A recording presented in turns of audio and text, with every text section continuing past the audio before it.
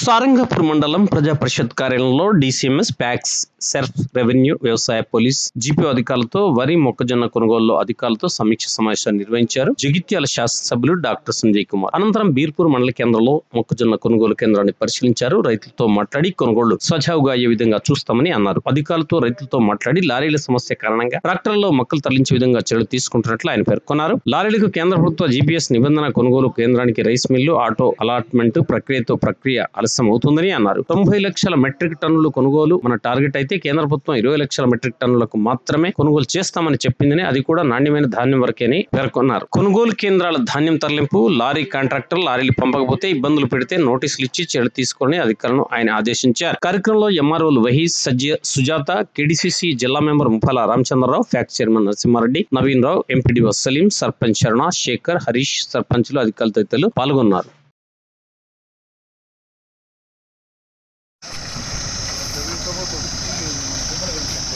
బస్సులు ఇచ్చినాయి 100 బస్తాలు ఒక బండి 100 లోడ్ ఎక్కువ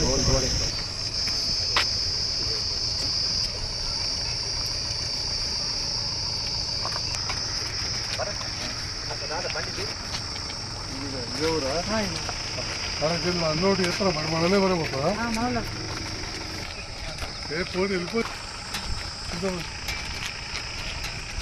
6 లోడ్ అయినాయా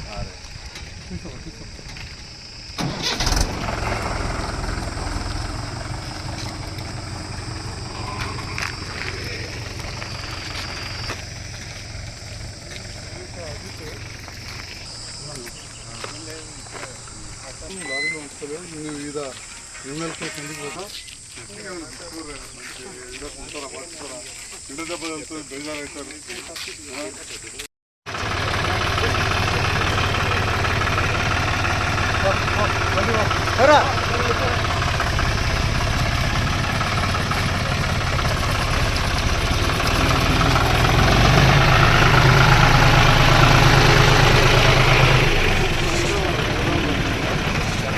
కూడా గోదాం మాట్లాడినా విన్నారా, దాని ట్రాక్టర్లో పంపేటట్టు ఇంకో గోదాం కూడా సాఫ్ చేయమన్నా మేడం మాట్లాడినామమ్మా. జడ్జి గారు కూడా పర్మిషన్ ఇచ్చేసారు. ఇవాళ క్లీనింగ్ చేయిస్తాను, కొద్దిగా మీరు కూడా హెల్ప్ చేయాలి. ఇది కష్టమైన టైం అనుకోకుండా అనుకున్న దానికంటే ఎక్కువ వాటిలో మొక్కలు వచ్చినాయి. ఆడదాకా మొక్కలేనా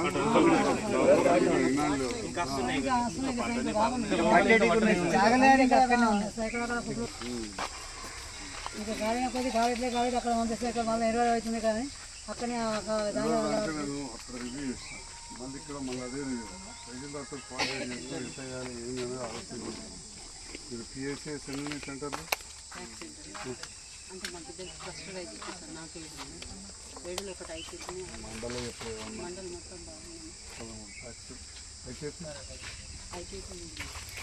మూడేనా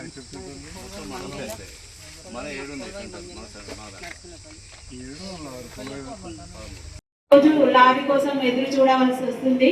ఎంత చెప్పినా ఈ రోజు ఒక్క లారీ కూడా సెంటర్ కి రాలేదు సార్. లారీ మేమే తెప్పించుకోగలిగినాం సార్. మిగతా చోట మాత్రం చాలా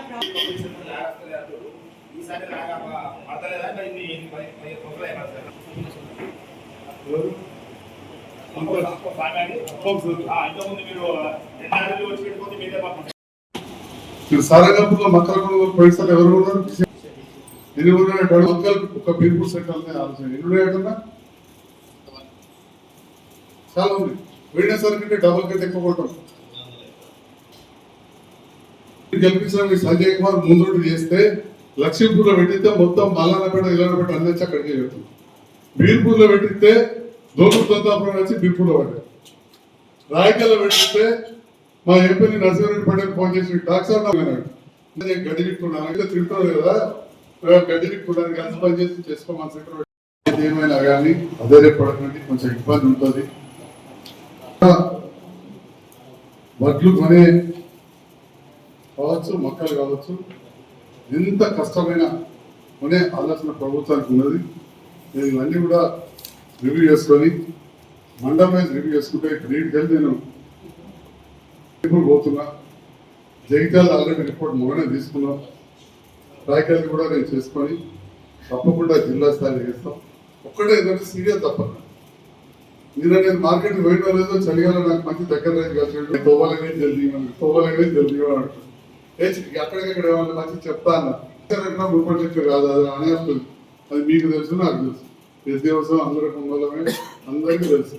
విన్నారా ఇలా చేసినా చేయకపోయినా ప్రతి విషయంలో కాకుండా కానీ చాలా విషయాల్లో వ్యవసాయం మీద అవగాహన ఉన్నది. ఎందుకంటే నాకు ఇంట్రెస్ట్ వ్యవసాయం ఉంటుంది ఉన్నది. వ్యవసాయం కూడా మా నాన్నగారి గుడిలో తాతలు కూడా పెద్ద ఎత్తున దగ్గరుండి చేసిన వ్యవసాయం కాబట్టి అవగాహన ఉన్నది. తప్పకుండా చేస్తాం. రైతు అనేవాడు కష్టించి పండించినప్పుడు అమ్ముకునేటప్పుడు కూడా కష్టపడాలంటే కొంత ఇబ్బంది పడుతుంది. గతంలో అమ్ముకోవడానికి కూడా ఎంత కష్టపడతారో మీ యువ నాయకులు చూడలేదు. కానీ ఈ బాపులు నడుగురు చెప్తారు. బోరాలలో పోసుకొని 2 రోజులు వందలో మాకు మా పెద్దపాల రైస్ మిల్లు మళ్ళీ ఇది అక్కడికి పోతేనే ఆ లారీ కూడా కిరాకు. అది ఆడంలోడ్ అయితేనే రేపటి నాడు మళ్ళా సీఎంఆర్కు తీసుకుంటారు కొంత. ఇప్పుడు పైసలు మనమే ఇస్తున్నాం. సివిల్ సప్లైస్ కార్పొరేషన్ ద్వారా అంత అప్పే అన్ని అప్పులలో వేరే అప్పు తీసుకొని ఇస్తున్నాం రైతు. ముందు వారం ఇప్పుడు 45 గంటలు ఇస్తున్నాం. కానీ ఇళ్ళకెళ్ళి 90 లక్షల మెట్రిక్ టన్నులు మనం కొంటున్నాం. టార్గెట్ 90 లక్షల మెట్రిక్ టన్ను. మనకు కూడా కేంద్ర ప్రభుత్వం ఇచ్చింది 20 లక్షల మెట్రిక్ టన్నులకే తీసుకుంటామని. కానీ అది కూడా ఎప్పుడు తీసుకుంటారు? ఆ నిబంధనలు పాటించినప్పుడే. రెండవది ఫుడ్ కార్పొరేషన్ ఆఫ్ ఇండియా చిన్న మచ్చ ఉన్నా వాళ్ళు తీసుకోరు. దానికోసం సార్టెక్స్ మిషన్ పెట్టుకున్నారు. అంటే అది బియ్యం మచ్చ ఉంటే కూడా కొట్టేస్తారు. పోనీ ఉంటే కథ వాళ్ళు రిజెక్ట్ చేస్తారు. ఈ పరిస్థితులు ఇంత కఠినమైన నిబంధనలు మనకు కల్పించేసరికి జిల్లా యంత్రాంగం కావచ్చు, రైస్ మిల్లర్స్ కావచ్చు, నాయకులమైన మనం ప్రజాప్రతినిధులం, రైతు నాయకులు నిరంతరం దీనిపైన పర్సూ చేసుడు. మన గౌరవ మంత్రి గారు కానీ ముఖ్యమంత్రి గారు 4 సార్లు ఢిల్లీ పోయించారు. పోగా ఆఖరకు ఈ నిబంధన కూడా సవరించారు. మళ్ళీ ఎప్పటికనే మాన్యువల్గా ఏ ట్రాక్టర్లో మాట్లాడుకో, డీసీఎం మాట్లాడుకో, లారీ మాట్లాడుకో, మీ ఏడ కాలుంటే రైస్ మిల్ పంపుకో అనే కాగితం ఫస్ట్ నడచింది. ఈ విషయాలను గౌరవ ప్రజాప్రతినిధులు గమనించి రైతులకు తెలియజేయాలి. ఏ ప్రభుత్వానికి కూడా సేవ చేయాలంటుంది, ప్రజల నుంచి మంచి పేరు తెచ్చుకోవాలంటుంది. రేవంత్ రెడ్డి గారు లాంటి నాయకుడికి మళ్ళీ ముఖ్యమంత్రి కావాలంటుంది. ఆ కోరిక వెలుపుచ్చేది. అందరు 4 3 వచ్చే కాబట్టి ప్రజల శ్రేయస్సు కోసం పనిచేసే ప్రభుత్వం, రైతుల కోసం పనిచేసే ప్రభుత్వం, అన్నదాత కోసం పనిచేసే ప్రభుత్వం.